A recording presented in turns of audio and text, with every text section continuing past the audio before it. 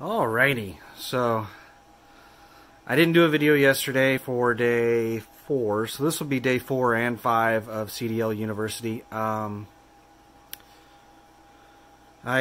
did play around with my phone. It's annoying that after about 20 minutes, 21 minutes, it hits a 4 gig file size, and I have to spend like an extra hour editing and putting 2 videos together. I went and I looked, and it's a limitation with the software, the program that the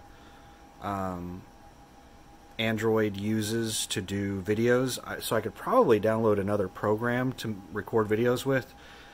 Also, in Android version 11, they've started using a 64-bit version of the video recording application, and it can do file sizes over 4 gigabytes. So I did go in and mess with some settings, and I changed it from H.264 to H.265, and hopefully that'll, I don't know. But anyway, CDL University. Moving crap out of the way. I just got home. I got some packages in the mail that I've been waiting on. Like I bought a Yeti mug thermos thing, and I bought some accessories, and there was like a soap holder thing. I wanted one that was sealable so that, like, if there was some water with the soap, it wouldn't leak all in my shower bag. You know, a few items that I ordered, a bunch of items like a month or two. I've been ordering items for about the past 6 months.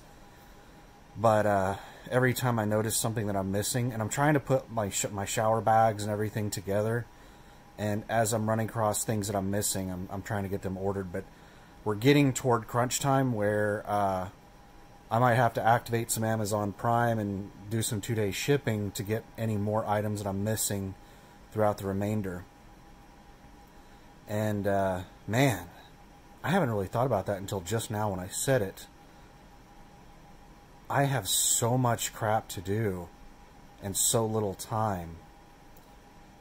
I've only got like 3 weeks left at this point, and I have a bunch of studying to do, and I have a bunch of preparation stuff to do. Wow. Okay, well, maybe I'll ramble about that toward the end of the video. So let's talk about day 3 and day 4. So we were under the impression that the instructor we've had since the beginning would be the instructor we had throughout the whole thing. We thought that the way it worked was there's multiple instructors, and we thought that, like, you came in and you got an instructor, and then that instructor led your class all the way through, and then the next class the following week got the next instructor that was rotated off the last class. That's what we thought, because we asked at the beginning of the week if we would be getting a new instructor every week. Like, is there a different instructor for every phase? And and we were told, I'm pretty sure we were told no, that we would have the same instructor pretty much the whole time. But maybe they didn't understand what we were asking or something.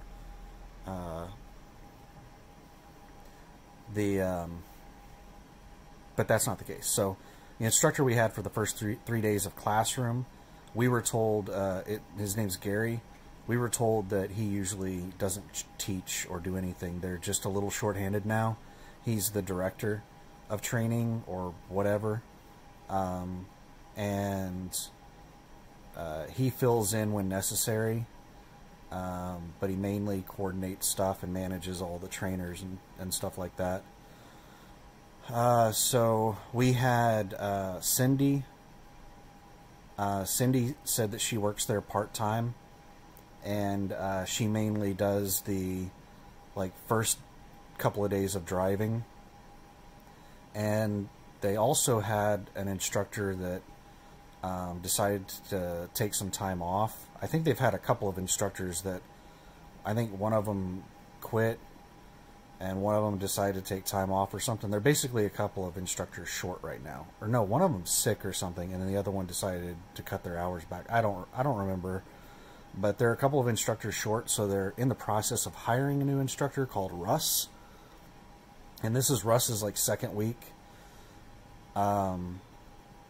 So it's kind of weird because Cindy is training Russ on how to train us, and both Cindy and Russ are training us. And it frustrated a few people. I don't really want to get into drama. So I won't speak too much on it, but it's understandable that if you've never done this before, it's hard to put it into context. So I know that most people could probably relate to learning a new job and how stressful that is. But imagine learning a new job that is driving a large vehicle that is very dangerous, and you're trying to maneuver it through very small places that aren't really designed for large vehicles. So it's incredibly stressful. I can't put into words how stressful it is to get behind one of these trucks for the first time. And so people in the class were dealing with that level of stress. And then we had 2 people trying to instruct us, which added to the level of stress. So it wasn't that bad. I don't want to go on about it. It wasn't that big of a deal, but and I didn't really have an issue with it, which I'll talk about more in a minute. But a couple of the people in the class got a little frustrated that they were getting like, it was mainly the veteran instructor, Cindy. Russ was in the front seat giving instructions, and Cindy was constantly correcting him. And the trainee in the driver's seat was driving down the road, and like Cindy was trying to train the other trainer, and the person training that was driving the vehicle was just like left in limbo, like, what do I do? I missed a gear. And Cindy's trying to teach Russ how to teach a trainee how to shift. If you could imagine what that's like, it was it was weird. But I was the first one that Russ got in the passenger seat to train. And he basically didn't do anything while I was driving because I have 4 years of experience, and it was kind of like riding a bike, and I picked it up. It just I picked it up a lot faster than I thought I would, and so there wasn't a whole lot of instruction with me. So he got a little lackadaisical, and then the student behind me said that he had experience. He said that he'd driven a split shift unsynced transmission before, and that he had driven tractor trailers before. He said he had a lot of experience, and he got behind the wheel and couldn't shift. And that's where a lot of the stuff came from, the confusion. And also when we did an in-cab inspection later that day and the following morning as well, there was a lot of people talking, and some people were irritated with that. But what happened on day 4 was within the first couple of hours, the trainers went into the office without us. I don't know what actually was said. I don't know if anybody complained or what happened, but basically they came back out, and Russ told us that his instructor license hadn't technically processed yet, so he couldn't do any teaching. He had to just sit back and watch and listen. I don't know if that is like the actual thing that happened, or if somebody complained that about him, or I know a couple people were frustrated. I have no idea like what happened, but so that was a little mixture of day 3 and day 4. Going back to day 3, it was basically we came in, did our logbooks, and then we went outside and they walked us all through a pre-trip, doing the engine compartment, basically. Just the engine compartment, not a full pre-trip.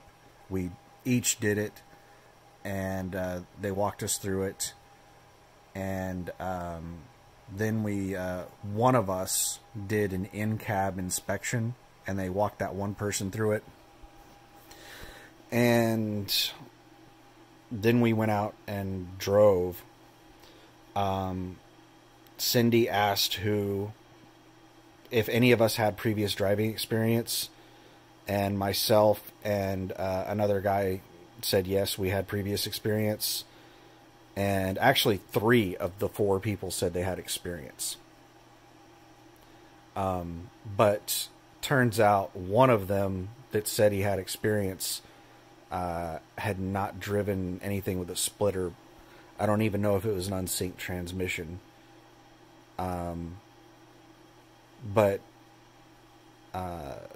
So what Cindy wanted to do is she wanted to take the 2 that had no experience at all, or the least experience. So she took those 2 first, and then I went third, and then Keith went after me, because she wanted the more experienced people to be with Russ, the instructor. We ate lunch at, we stopped in like a place we probably shouldn't have parked, and it had a KFC, a Long John Silver's, and I think a Taco Mayo. And about half of us went to Long John Silver's, and the other half went to KFC. It was cold on Thursday. I remember that. And then after lunch, we drove around so there was 2 people before lunch, 2 people after lunch. Since I was driving so well,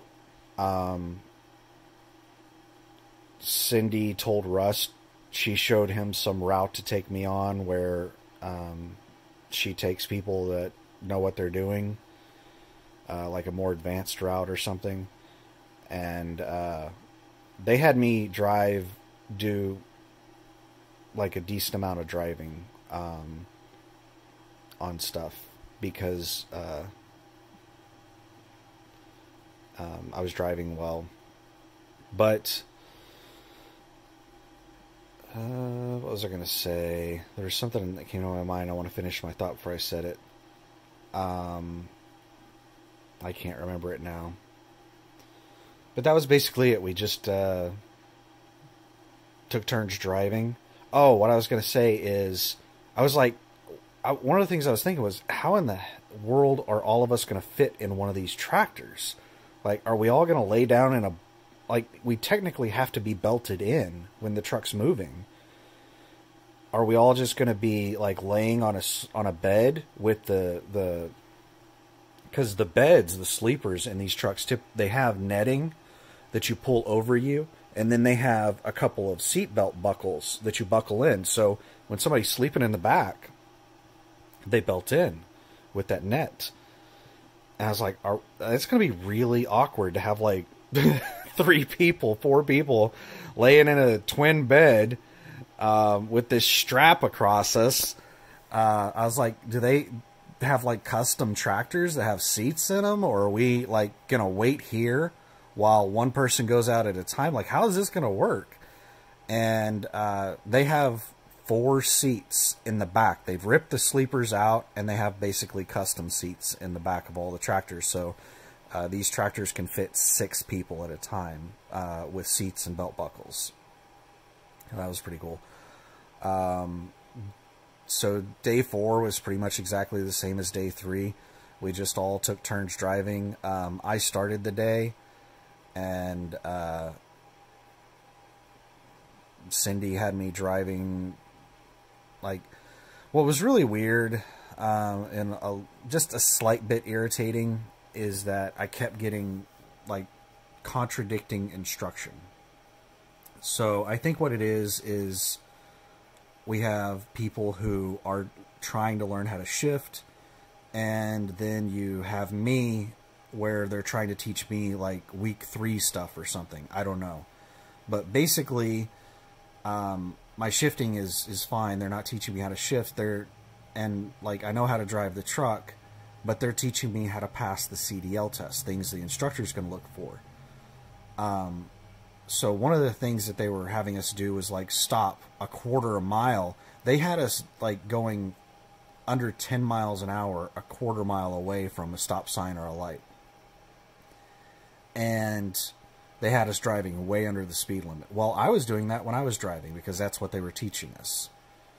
And then I started receiving instructions where I was stopping too soon for lights or I was driving too slow. They basically wanted me to speed up.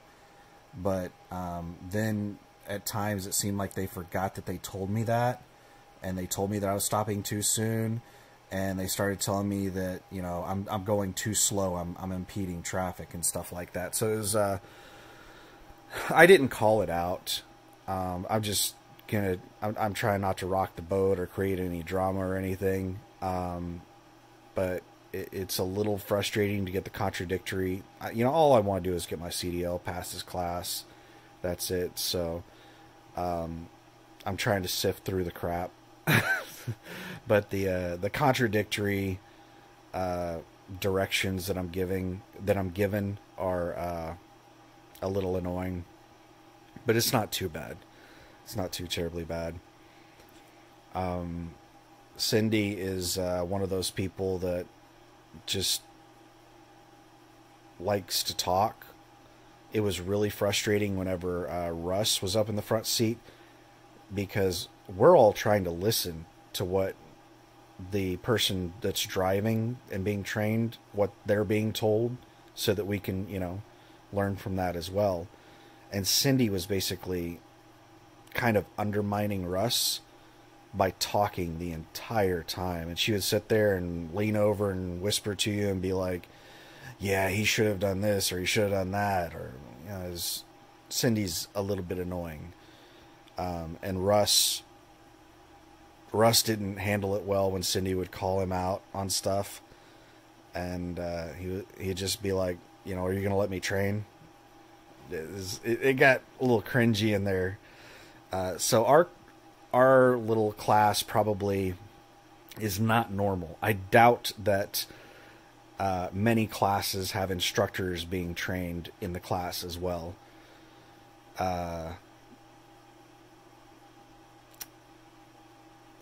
And they said that there might also be some other weird stuff next week. They said normally next week we would get put with our trainer that would basically stick with us throughout the rest of the time. But there's something happening where we're going to be with Cindy again on Monday. She wasn't even sure until halfway through the day whether or not it would be her or somebody else. But our class seems a little weird, a little abnormal on a lot of things. Everybody's picking everything up really quick. Now, aside from all the, you know, drama and negative stuff that I mentioned, all the instructors are awesome. They're really good. The course is good. The school's good. Everything's awesome. The drama is, like, very minimal. I don't know how I portrayed it, but it really wasn't that big of a deal. Like, it wasn't like we were talking about it all day long or anything like that. It was just a couple of minor little things that happened. So it was very minuscule in the grand scheme. Everybody continues to, like, get more comfortable with each other, you know, talking, joking around and stuff like that. So it's pretty cool. I don't think I mentioned, since I didn't do a video yesterday, I guess I didn't say anything about Adam. So I think I mentioned that we had a dropout. Adam was there on Monday, and he was there on Tuesday as well, I think, and he was not there on Wednesday. and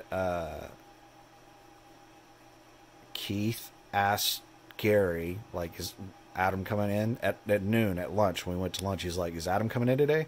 And Gary was like, no, he moved back to Salt Lake City. We were like, wow. And then all of a sudden Adam showed up Thursday morning. We were like, what the hell are you doing here?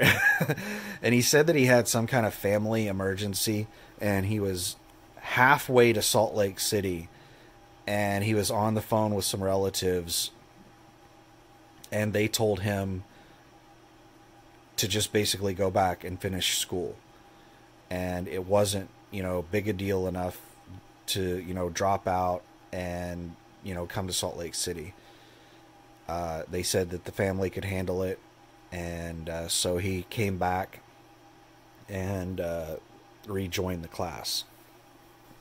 So everybody's, hold on just a sec. Had to cough. So everybody's doing really well in the class. Everybody's picking it up really quick. The last time I did this, 15 years ago, 20 years ago, after 2 or 3 weeks, people were still trying to figure out how to, like, start the truck, get it rolling, and, like, ease off of the clutch. And, like, they were still doing that type of maneuver, just getting the truck started maneuvers after 2 or 3 weeks.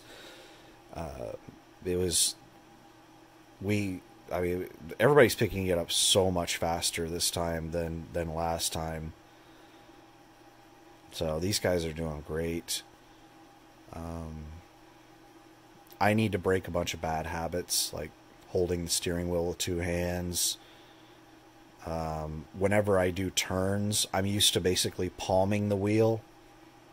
And they said that you can't do that on the test. You have to maintain full control of the wheel, and palming it is not considered full control.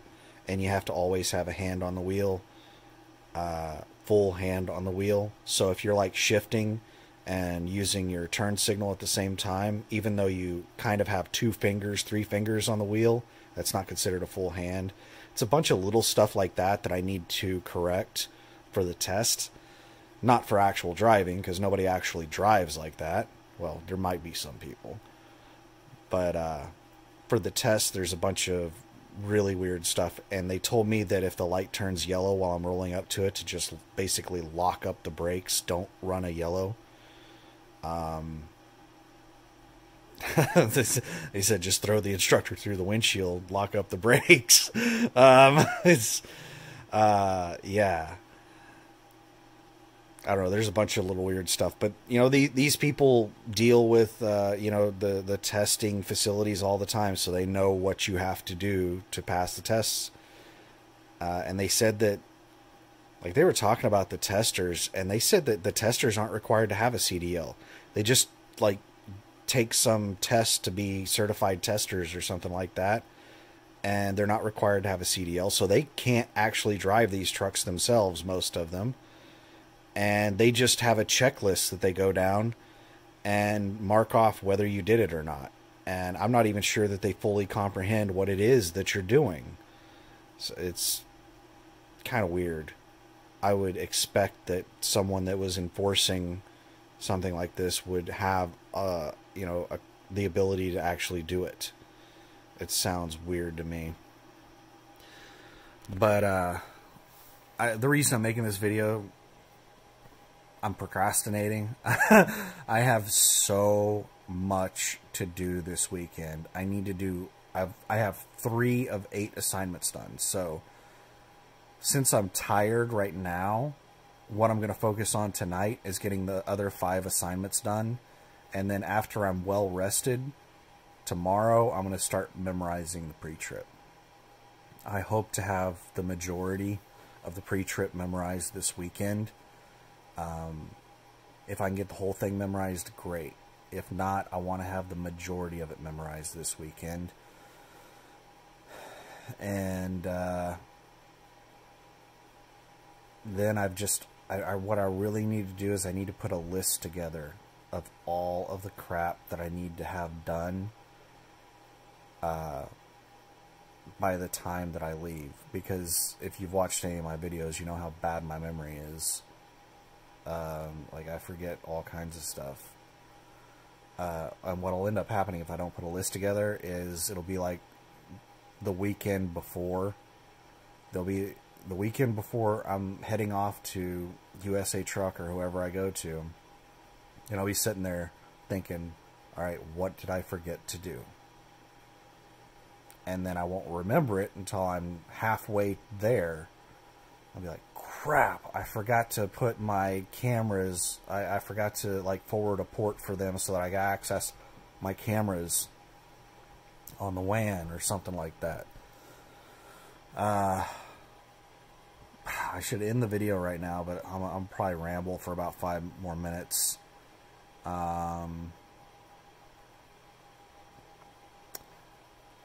Oh, here's something I can ramble about.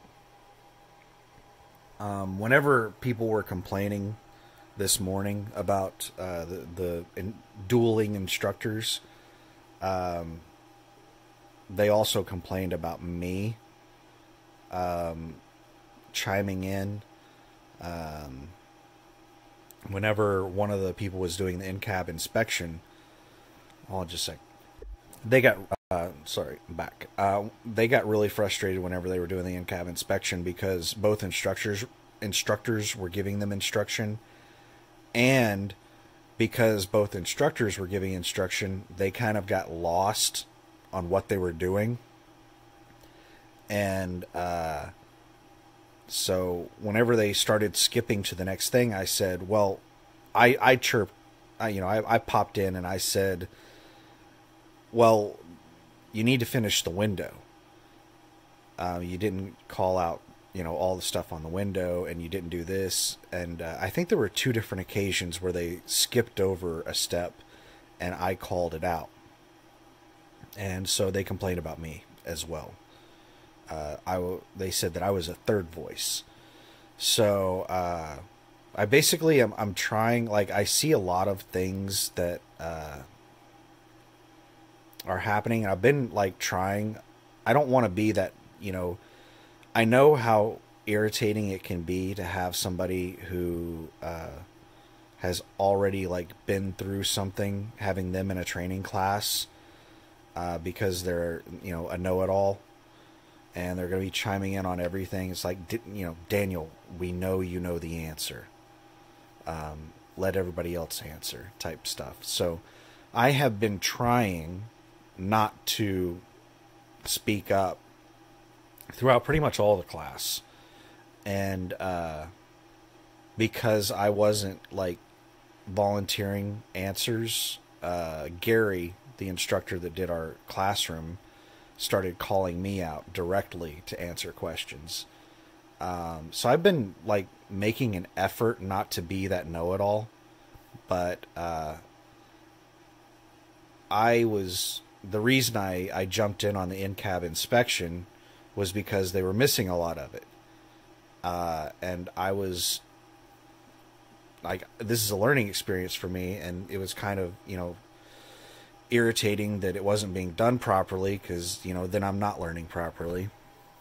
But I became an irritant in the process of calling it out, apparently. So I'm trying to make even more of an effort, and not basically not saying anything in class, just sitting there, even if I see something that's like wrong, or like there's a lot of stuff that I want to chime in on. Like the instructors are good, but there are a lot of things that I think that there are better ways to do it. Like, one of the things that they do on shifting that I think is terrible is they have us out on city streets, and they start us out on a service road. It's a 2-lane road that has double yellow, no passing. I think that is an absolutely horrible road to be teaching somebody to shift on, because nobody can legally pass you. And we're constantly stopping and starting and going like 5 miles an hour on that road. And when they're shifting, they're teaching people to start in fourth gear. And they're having them constantly go upshift, downshift, upshift, downshift. So they're basically starting in fourth gear, having them shift up to sixth, then shift to seventh, and then they're just sitting there bouncing between sixth and seventh and then back down to fifth. And it's confusing the hell out of them, because whenever you're upshifting, it's just a tap tap. It's a double clutch. So it's a double shift. So it's a tap out of gear and a neutral, and then a tap into the next gear. When you're downshifting, there's a third step. It's a tap, and then a rev, and then a tap. So you tap into neutral, and then you rev the engine up, and then you tap it into the gear. So it's a two-step process upshifting and a three-step process downshifting. And I don't know why they're not letting people... What's happening is, because they're having them constantly be upshifting and downshifting, it's causing a lot of confusion. People are revving the engine while they're upshifting and stuff like that. If they would just let people start in first gear and work their way all the way up to seventh, and then stop, and then do that again, and then let them go from seventh all the way down to first, it would allow people to differentiate an upshift from a downshift in their mind. But they're doing them at the same time, basically, and it's causing them a tremendous amount of confusion. Almost everybody is revving the engine on upshifts, and then they're trying to do downshifts without revving. It's really confusing for them. I mean, there's little things like that I want to say stuff about, but I'm not going to. I'm just going to be selfish. I'm really trying really hard not to be an irritant in the class, and I was really upset that, and kind of offended that, like, people called me out for in the, what is it? In the 5 days of class, I've spoken up twice about things that were missed, and it got called out. And there's been a lot of things that I wanted to speak up on. I've spoken up twice, and they called me out on it. But people have started making remarks about me being teacher's pet and all kinds of stuff like that, because basically they have me doing stuff on the driving and everything that, like on the log books, basically everything. People in the class have started asking me questions. So it's, I think they're starting to hold me to a different standard. But who cares? It's 4 weeks, and it's all about just getting my, my license, and that's it. But we're 33 minutes is a long video. But, just to end it with this right here, the drama that I talked about and the negativity, and everything, I just want to put into terms that was like, everyone in the class and the instructors, everyone is getting along really, really, really well. This isn't like a drama fest. I'm talking about like 5 seconds of something happening on the drama. It was so... I probably shouldn't have even mentioned it in the video, because it was nothing. Like, them calling me out and them talking about the instructors, talking at the same time, that was very, very, very, very minor. I want to stress that it was like nothing. But everything's going well, and I'm wanting this video to continue so that I don't have to go do work. I'll probably I really like spend almost all of my time watching YouTube videos, so that's kind of the reason I started this whole channel, was because I got so much awesome information from watching truckers on YouTube, or YouTube truckers, whatever they are. So I wanted to be able to provide useful information.